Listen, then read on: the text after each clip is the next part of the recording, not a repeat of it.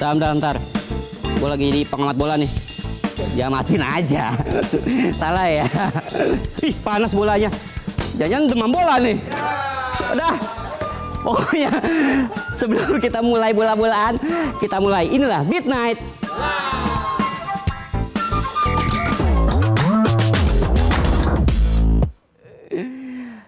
Oke, berita pertama malam ini kita bahas soal kasih ibu. Kasih yang bukan cuma tak terhingga sepanjang masa, tapi juga siap pasang badan buat anaknya, meski sampai harus jadi terdakwa. Jadi ceritanya begini nih, seorang ibu di Buton, Sulawesi Tenggara harus berhadapan sama hukum setelah menganiaya pelaku pelecehan kepada anaknya. Kasus ini bermula ketika sang ibu tahu kalau anak perempuannya yang masih di bawah umur jadi korban asusila dan pengancaman oleh pelaku berinisial D. Habis dengar pengakuan korban, ibu dan ayah korban langsung datangin pelaku ke rumahnya, minta penjelasan dan pertanggungjawaban dari si pelaku. Tapi saat itu pelaku malah ngeyel dan gak ngakuin perbuatannya. Pas dengar jawaban pelaku, ibu korban jelas makin emosi. Penganiayaan pun terjadi. Ibu korban pukul paha pelaku pakai bambu. Dia juga pukul kepala pelaku pakai perkakas lain sampai berdarah. Ironisnya, pelaku ternyata laporin si ibu ke polisi atas tuduhan penganiayaan. Kok bisa ya ada pelaku asusila yang punya nyali buat laporin orang, tapi nggak punya nyali buat ngakuin perbuatan bejatnya? Ini sih maling teriak maling. Udah kayak orang yang bilang nggak ditunggangi tapi nerima duit. Ada ya? Ada aja di sini mah. Herman saya. Heran maksudnya. Kasus dugaan penganiayaan ini pun naik ke persidangan. Nah, pas di sidang, jaksa menuntut sang ibu korban dengan hukuman 3 bulan penjara. Sementara kuasa hukum sang ibu meminta hukuman bebas karena berbagai alasan. Salah satunya karena penganiayaan dilakukan secara spontan. Ya, bayangin aja, orang tua mana yang bisa tetap kalem kalau tahu anaknya dilecehkan sampai trauma. Bahkan si anak sempat diancam sama pelaku. Tapi pas dikonfrontasi, pelakunya malah ngeles dan gak ngaku. Tapi tetap aja yang dilakuin si ibu juga salah di mata hukum ya. Akhirnya dalam sidang tanggal 18 Juni, majelis hakim yang dipimpin oleh Aji Malik memutuskan bahwa sang ibu bersalah karena sudah main hakim sendiri. Tapi walaupun dinilai bersalah, hakim juga melihat kalau terdakwa bukan sekedar pelaku penganiayaan, tapi seorang ibu yang ingin membela kehormatan anaknya yang dirusak oleh pelaku. Akhirnya majelis pun menjatuhkan vonis pemaafan dan memutuskan sang ibu tidak dijatuhi hukuman pidana. Baik nih hakim, baik nih, jujur nih, baik hakim, baik nih. Dalam putusannya itu hakim bilang kalau hukum yang hanya melihat perbuatan tanpa memahami manusia yang melakukannya beresiko berubah menjadi instrumen yang kaku dan kehilangan substansi keadilan. Baik nih hakim, baik.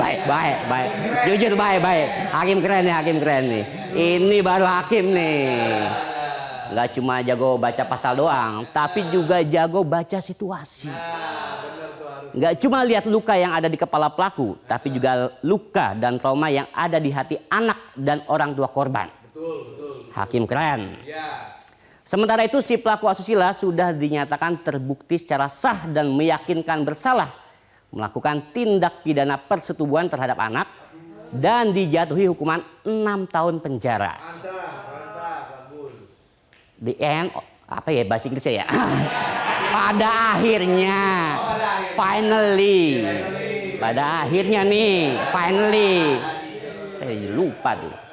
Pada akhirnya, hukum memang harus tegas dan harus diberikan kepada yang pantas. Karena keadilan bukan cuma soal bunyi pasal, tapi juga soal nurani dan akal.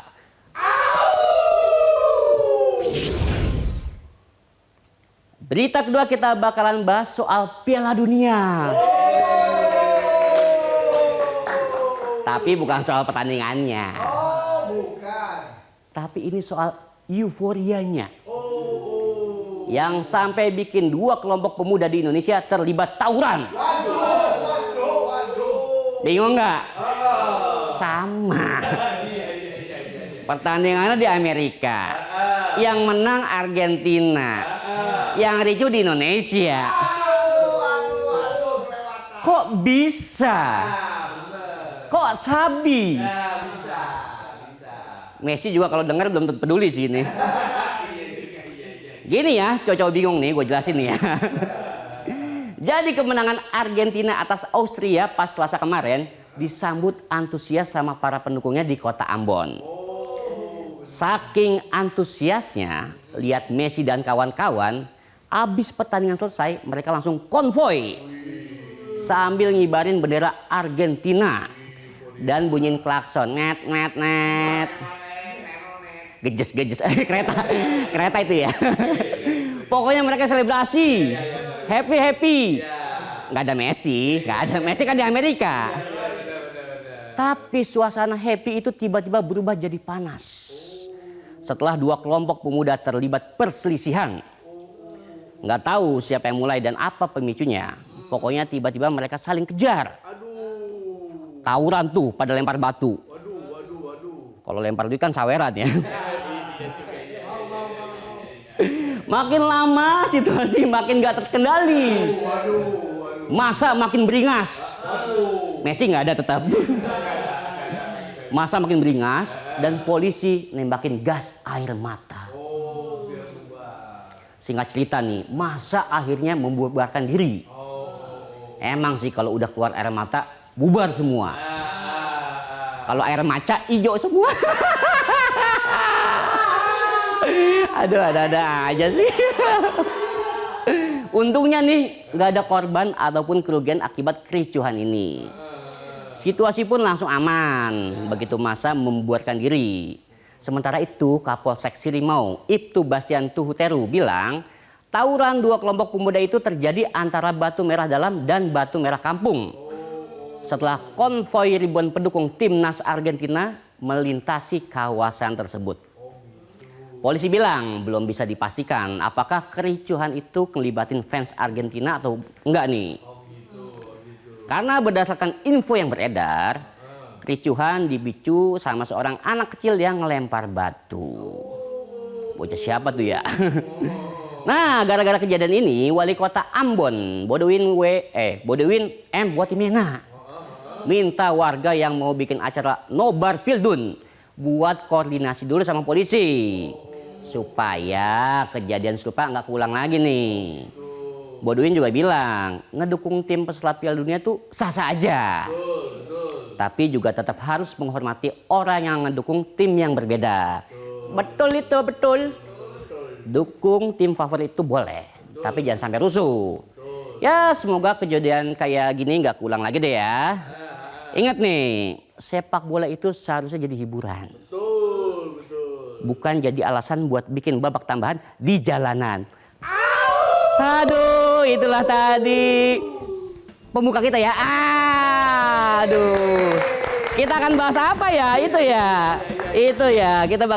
Kita akan bahas bola dong. Iya, bola lagi. Iya. Makanya kita langsung ngobrol sama orang-orang Meksiko. Kan lagi di sana. Jauh ya. Makanya jangan kemana-mana. Tetaplah di Beat Night.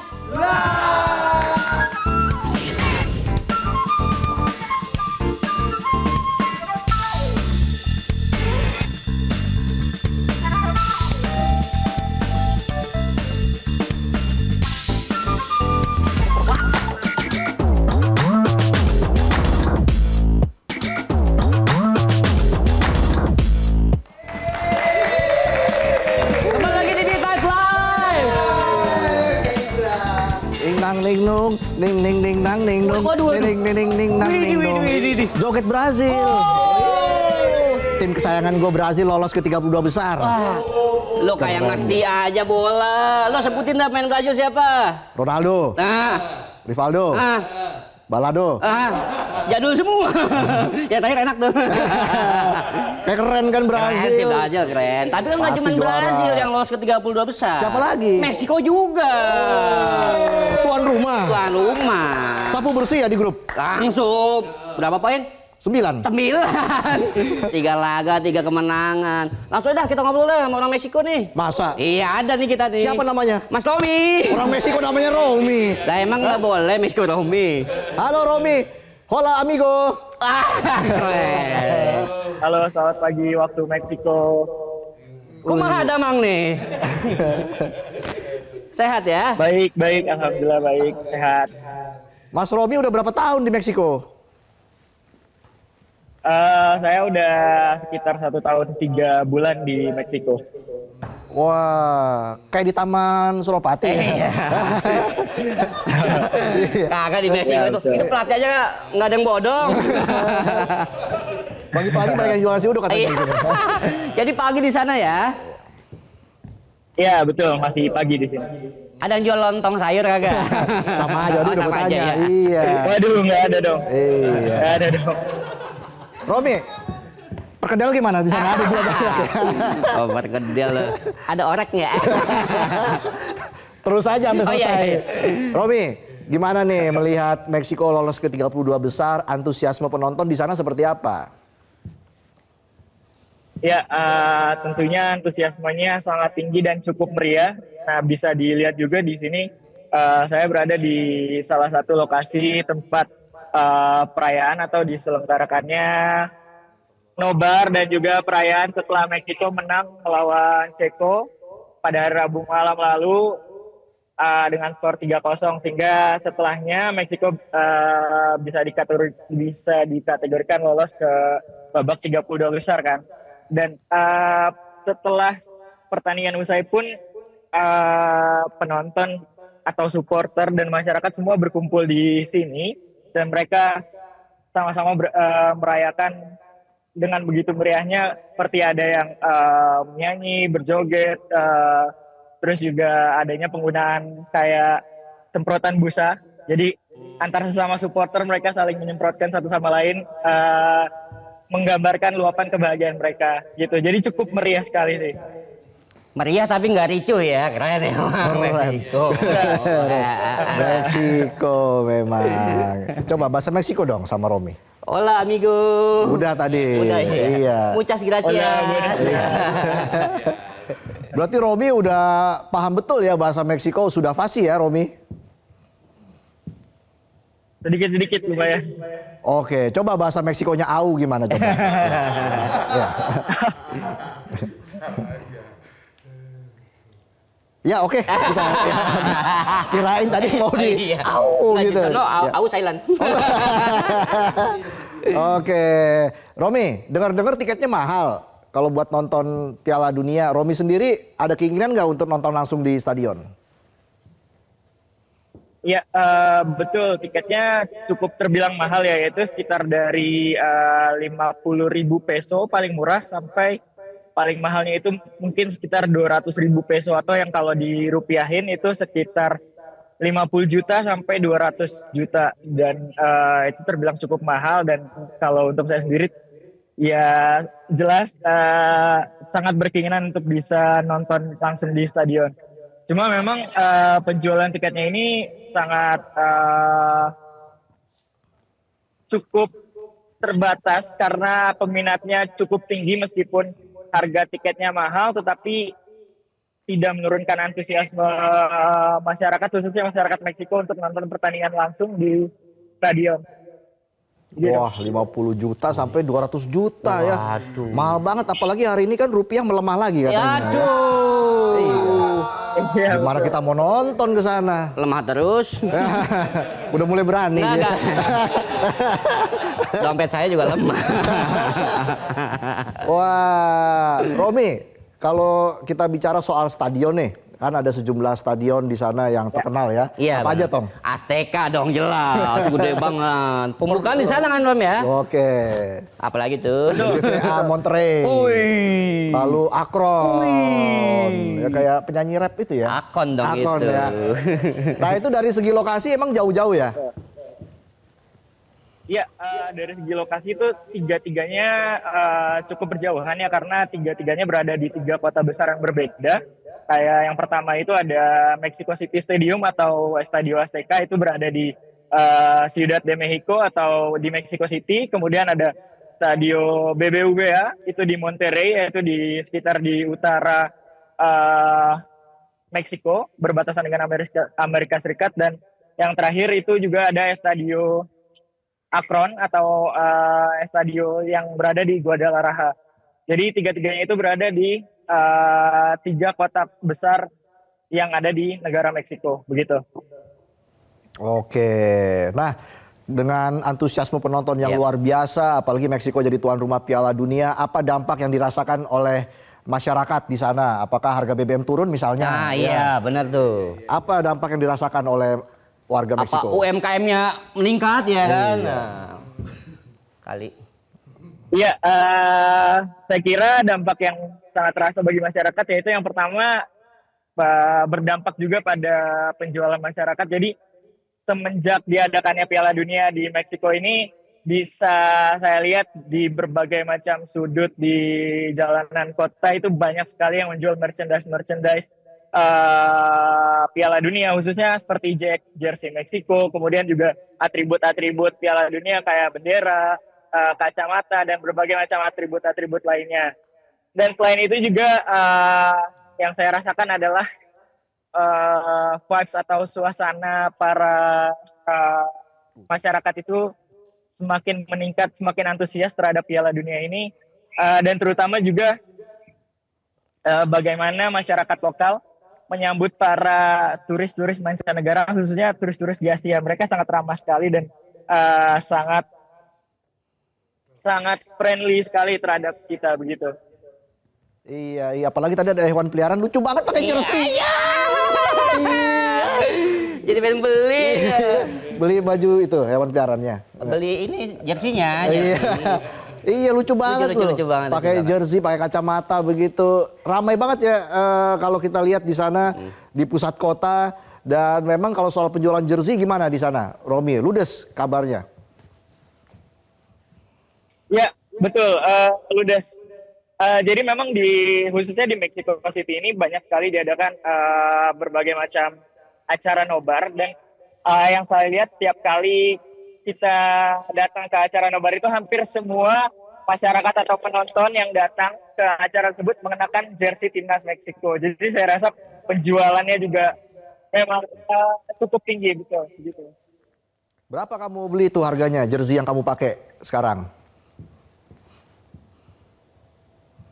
Ya, jersey yang saya pakai sekarang itu kebetulan sebenarnya ini hadiah dari salah satu sahabat saya, warga lokal Meksiko juga. Dan ini seri, ini bukan official yang digunakan timnas untuk bermain di Piala Dunia, tapi ini bagian dari merchandise Piala Dunia timnas Meksiko dengan kolaborasi bersama Coca-Cola.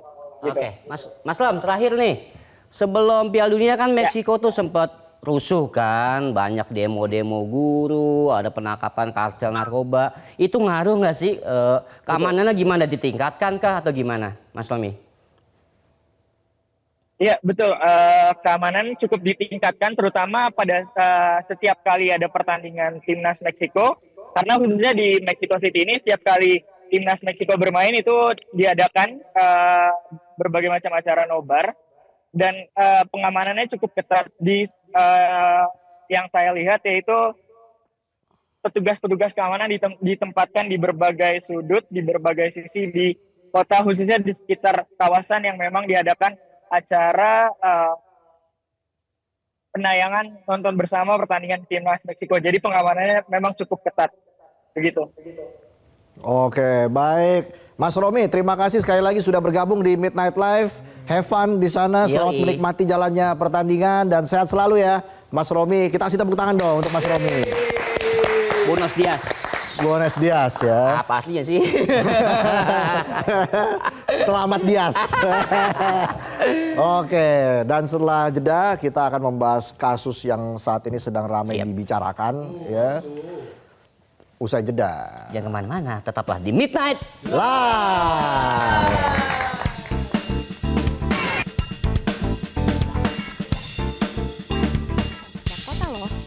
benar-benar jadi titik temu buat banyak orang. Memang selama ratusan tahun, Batavia udah jadi magnet buat para pendatang. Mulai dari suku Sunda, Jawa, Bali, Sulawesi, sampai Melayu, semua kumpul di sini. Tapi nggak cuma itu, pedagang dan perantau dari Tiongkok, Arab, Portugis, Belanda, sampai India juga datang ke Batavia untuk berdagang. Mereka ini nggak cuma sekedar tinggal, tapi benar-benar membaur sampai akhirnya banyak yang menikah antaras. Karena Batavia merupakan tempat meleburnya berbagai macam suku bangsa, para ahli dari Belanda ngelihat ada fenomena percampuran budaya yang unik banget.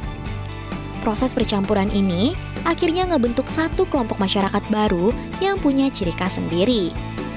Kelompok inilah yang kemudian dikenal sebagai orang Batavia atau orang Betawi yang muncul di pertengahan abad ke-19. Mereka melahirkan budaya khas seperti bahasa, kesenian, pakaian, dan kuliner. Termasuk bahasa Logue yang sering kita gunakan sehari-hari. Selain itu, ada juga tradisi palang pintu, ondel-ondel, kerak telur, dan soto Betawi yang masih eksis sampai sekarang. Jadi, sekarang Aumania udah pada tahu kan asal-usul kebudayaan Betawi?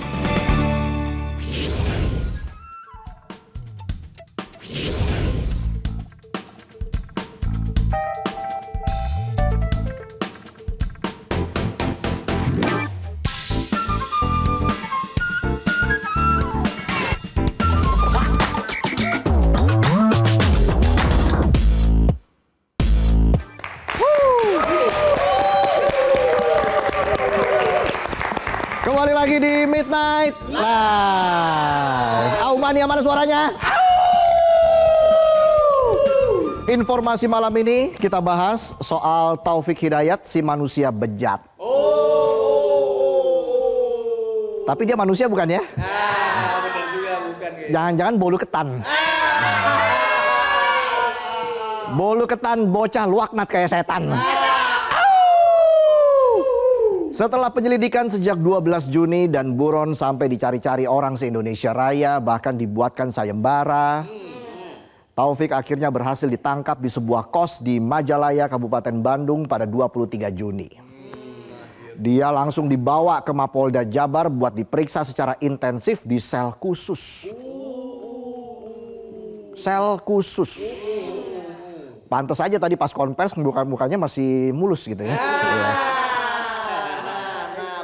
Di sel khusus. Iya, karena khusus. Mana nunduk mulu sambil minta maaf. Enak aja. Nunduk mulu cari karcis parkir apa gimana? Benar. Coba kalau dia ditaruh di sel umum. Nah.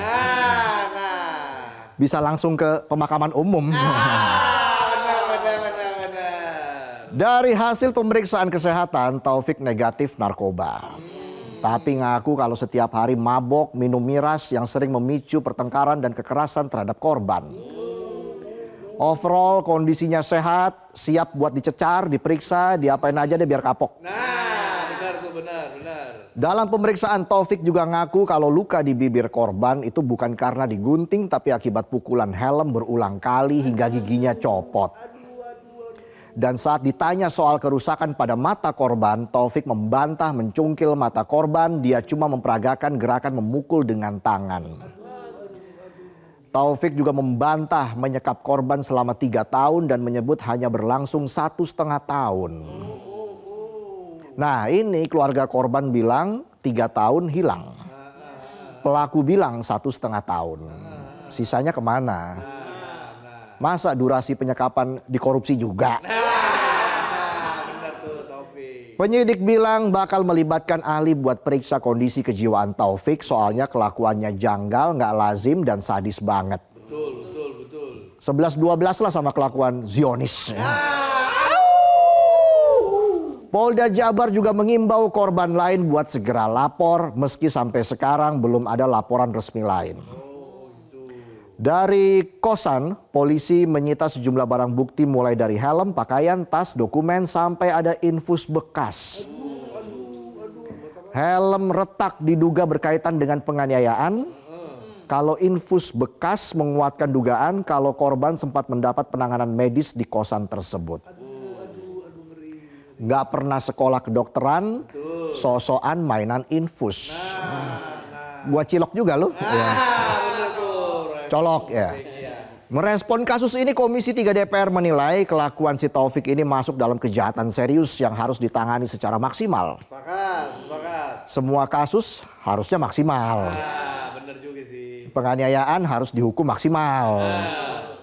Sikat anggaran juga harus dihukum maksimal. Benar. Panjang nih kalau dibahas. Iya. Apa kabar undang-undang perampasan aset? Nah. Kok nggak maksimal? Balik lagi. Sementara itu, Gubernur Jawa Barat Kang Deddy Mulyadi alias KDM mengapresiasi langkah cepat polisi dan langsung berkoordinasi dengan Kapolda Jabar terkait hadiah sayembara 250 juta rupiah yang sebelumnya dijanjikan buat yang bisa menemukan pelaku.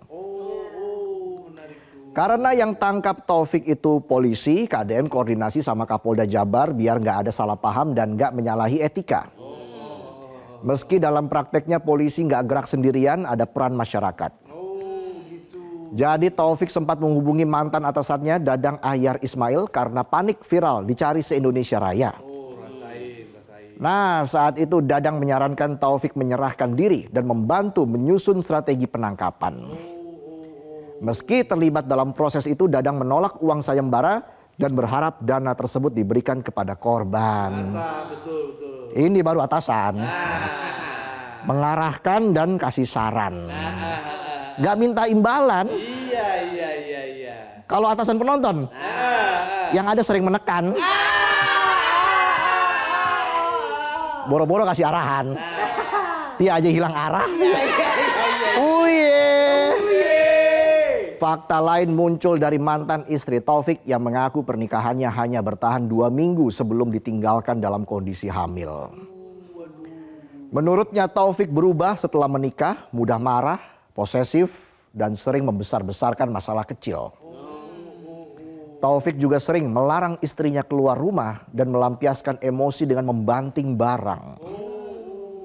Ini mah namanya laki-laki tidak bercerita, piring serumah pecah semua. Setelah berpisah, Taufik disebut jarang menemui anaknya dan tidak pernah memberikan nafkah. Dan membawa kabur mas kawin emas 10 gram. Ngapur. Itu kalau diduitin, males ngitungnya, rupiah lagi lemah.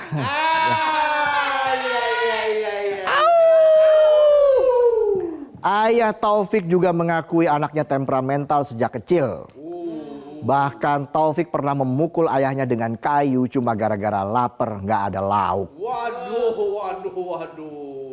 Untung nggak dikutuk jadi ikan pari loh. Benar. Bisa viral di Facebook. Pengakuan juga datang dari Kepala Desa Ciaro, Kecamatan Nagrek, Kusnaidi, menyebut Taufik pernah dipenjara selama 1 tahun 6 bulan dalam kasus penggelapan motor dan penganiayaan. Katanya Taufik sudah dikenal nakal sejak remaja dan sering mabuk-mabukan sama penyalahgunaan obat terlarang. Apa jangan-jangan dia dari kecil sering ngemil obat nyamuk? Bisa jadi. Kan terlarang. Obat terlarang. Obat nyamuk bakar lagi. Lalu bagaimana kondisi YTR saat ini? Kabar terbaru, kondisinya berangsur membaik dan mulai menjalani terapi untuk melatih kemampuan duduk dan berjalan. Namun keluarga masih terpukul melihat kondisi korban. Kakak korban bahkan menyampaikan pernyataan keras meminta mata Taufik untuk mengganti mata adiknya. Betul. Harus. Mata ganti mata. Betul. Terlepas dari segala proses hukum yang masih berjalan, kasus ini menjadi pengingat bahwa cinta itu seharusnya memberikan rasa aman, bukan memberi pukulan. Karena hubungan yang sehat itu bukan siapa yang paling berkuasa, tapi yang mampu saling jaga. Itulah tadi pembahasan kami. Keren banget. Iya. Pacaran bukannya romantis, malah sadis itu mah. Iya. Kacau. Makanya kita obrolin aja nih. Tapi gua nggak ngerti ilmunya. Tenang aja, kebetulan gue punya temen. Dulu gue yang kebetulan. Sekarang ente. Pokoknya di sini serba kebetulan. Iya. Yang penting kan tetap mendidik. Yes, benar sekali. Lucu nggak lucu yang penting aman. Itu gimana kalau gue panggil teman gue? Boleh dong. Sebelah sana dong. Mbak Hanifah. Kita sambut Mbak Hanifah Hasna Halo Mbak. Halo. Selamat Mas malam. Kaisang. Selamat datang di Midnight Live. Silakan Oke. duduk. Kita berikan tepuk tangan. Terima kasih Mbak Hanifa sudah hadir bersama kami di sini karena kita juga butuh tahu ya, butuh informasi. Yes, benar. Kok ada orang setega itu ya yang bernama Taufik Hidayat yang menggemparkan Indonesia. Sadis, ada yang bilang dia monster. Nah, tapi dalam kriminologi apakah pelaku kekerasan terhadap pasangan itu biasanya memang terlihat berbahaya sejak awal? Kita bisa mengidentifikasi sejak awal atau memang justru sering terlihat seperti orang biasa aja gitu, Mbak? Oh, seru banget ini kayaknya, serius banget ini malam-malam. Kita masuk terus. Kok nggak pakai au sih? Oke, jadi ternyata dalam beberapa kajian dan beberapa kasus yang terjadi, memang ada beberapa orang pelaku yang dari awal sudah kelihatan dia itu penjahat gitu ya, berperilaku aneh gitu ya. Tapi ada juga yang manipulatif. Jadi pertama kali berhubungan dengan seseorang itu pasti menunjukkan muka yang baik, muka yang manis gitu ya, bisa diterima oleh orang. Kata-katanya manis dan itu digunakan untuk menjerat korban gitu loh. Jadi manipulatifnya di situ. Ketika sudah terjerat, mereka melakukan eskalasi dari yang awalnya bersikap manis menjadi mengisolasi. Setelah mengisolasi, kemudian melakukan kekerasan. Nah ini yang sering tidak disadari, makanya kalau ada orang nanya, kenapa sih sampai 3 tahun nggak kabur gitu? Kenapa kalau dari awal tahu dia jahat, dia nggak kabur aja? Karena dari awal dia nggak jahat gitu loh. Jadi eskalasi dari sebuah kejahatan itu, perilakunya dari yang baik menjadi tidak baik gitu. Oke. Tapi nih Mbak nih ya, kita kan kalau pacaran sering tuh dengar kalimat cemburu tanda sayang, posesif tanda cinta. Kata siapa? Ini bener atau jangan-jangan selama ini kita emang salah paham nih kadang-kadang nih. Jadi gini, cemburu itu kan ungkapan emosi ya. Jadi semua orang punya emosi. Yang membedakan adalah emosinya itu diungkapkan dengan cara seperti apa. Cemburunya itu disampaikan dengan cara seperti apa gitu loh. Kalau cemburunya akhirnya nanti mengikat dan tidak boleh mengisolasi, itu kan berarti udah mulai red flag kan gitu loh. Cemburu karena aku nggak suka kamu main sama temen kamu yang ini karena kamu pernah ada hubungan sebelumnya. Itu berarti kan bukan penguasaan, tapi sesuatu yang memang untuk membatasi. Salah. Ada yang Bang Otong cemburu dari nih. tadi Apa tuh? dicariin hilang. Kenapa Aku nih? mau curhat. Wah, kalau ini istri saya yang cemburu. Mending kamu curhat ya sama ini aja nih yang udah ahlinya. Aku tuh mau curhat loh Mbak Hanifa. Jadi kan ini kasus lagi viral banget ya. Nah aku tuh sekarang lagi dideketin sama cowok. Ganteng nggak? Sehat. Ganteng sih. Kamu pendukung Brazil pakai baju kuning. Oh bukan, aku kebetulan anggota partai. Untung nggak ada pohonnya. Jadi saya ini banyak yang deketin. kenapa tuh? Iya, apalagi kemarin kan saya baru nyetir motor di tong setan ya. Pasti banyak fansnya ini ya. Jadi gimana Jadi Sehat gini, tadi? aku udah deketin sama cowok. Cuma kan karena kasus Taufik, kita tuh kan perempuan jadinya deg-degan ya. Ini kira-kira cowoknya beneran baik apa nanti tiba-tiba mukulin. Nah kalau menurut Mbak Hanifa nih, misalnya nih aku kasih contoh ya. Kalau ada cowok yang tiba-tiba minta share live location, itu tuh wajar nggak sih Mbak? Sebetulnya menjadi wajar kalau itu sudah disepakati. Jadi misalnya tiap kali kamu pergi jauh keluar kota, kamu Sherlock gitu. Oh iya, oke gitu. Selama itu disepakati dan untuk keamanan itu masih oke. Tapi kalau tiap-tiap pergi bahkan 5 langkah dari rumah aja harus Sherlock, berarti itu kan mengganggu banget ya. Kalau misalnya dia bilang, aku nggak suka kamu deket-deket sama teman kamu. Alasannya apa dulu? Kalau alasannya biar dia cuman jadi si pacarnya ini, si perempuan ini jadi milik dia satu-satunya, nggak boleh berhubungan dengan siapapun, itu membuka akses untuk dia melakukan manipulasi dan kejahatan. Karena kalau terjadi kekerasan, si pacarnya nggak akan bisa lapor ke siapapun. Apalagi kalau udah menjauhkan ke keluarga. Oh gitu, oke Mbak. Terakhir, kalau dia bilang, aku pinjam duit dong. Ini udah manipulatif kere lagi. Iya. Jangan Udah sampai ya. posesif, kere ya. Harus Ya segera udah, ditinggal. nggak perlu dijawab kok Mbak, nggak perlu Nggak usah dijawab. dijawab, Mbak. Nanti kita curhat di belakang aja ya Mbak. Nanti kita ngobrol lagi usai jeda, tetaplah di Midnight Live.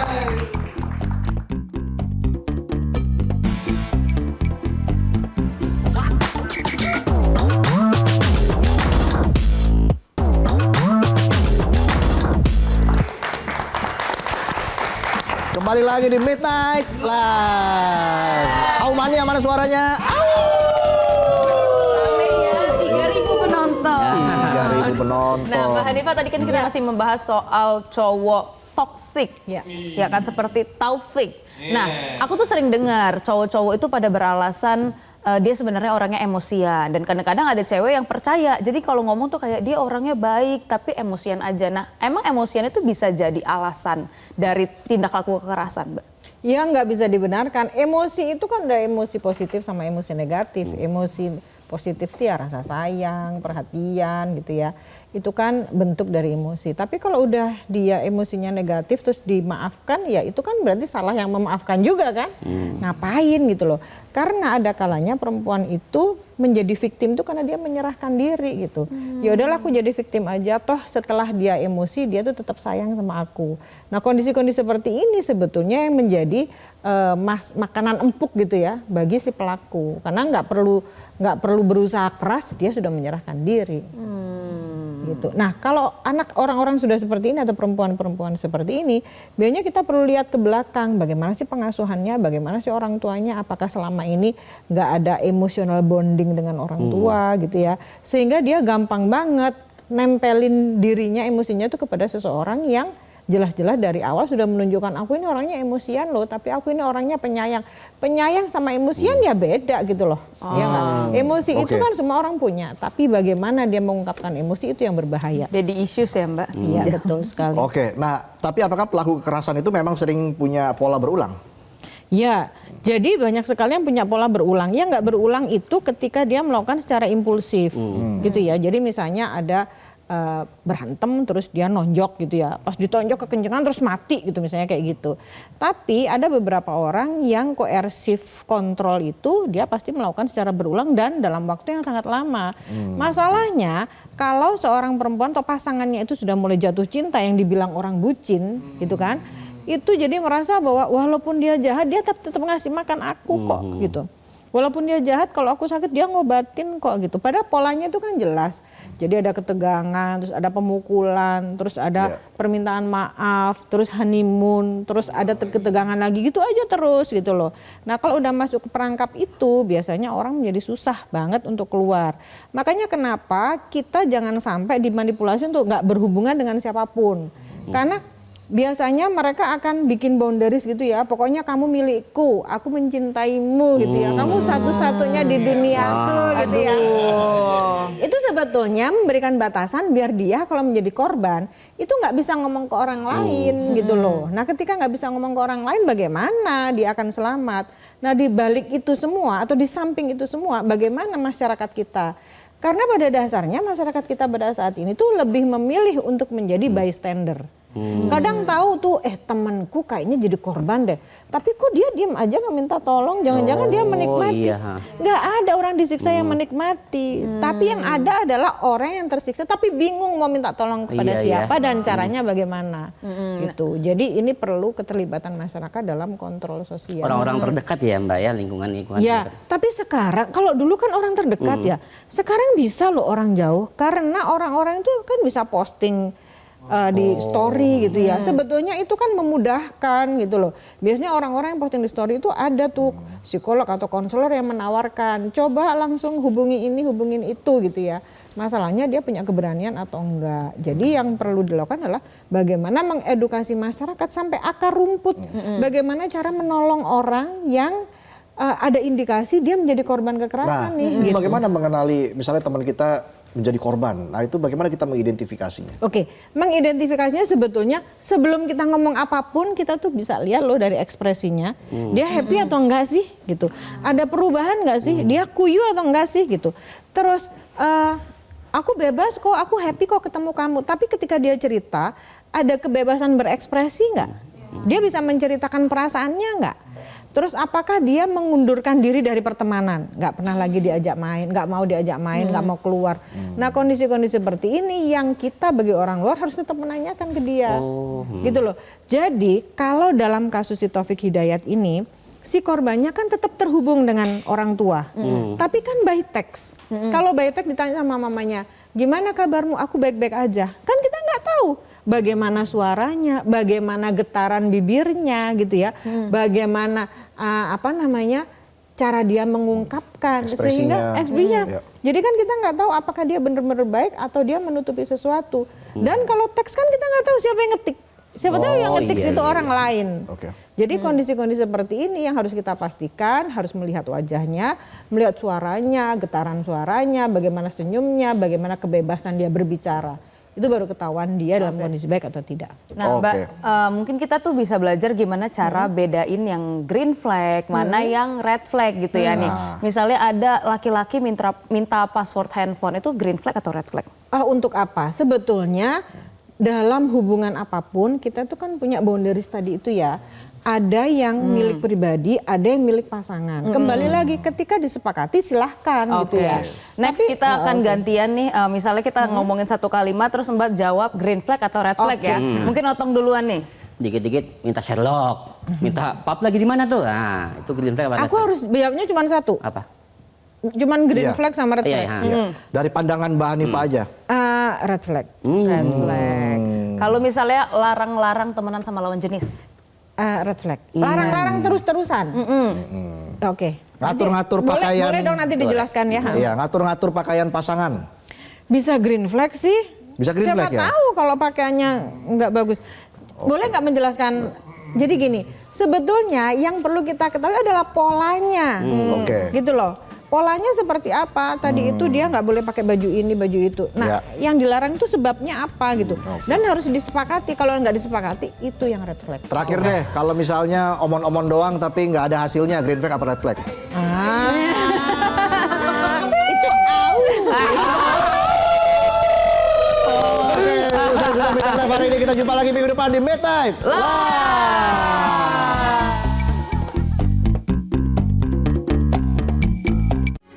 Metro TV. Jelajahi cara baru mendapatkan informasi. Download Metro TV Extend sekarang.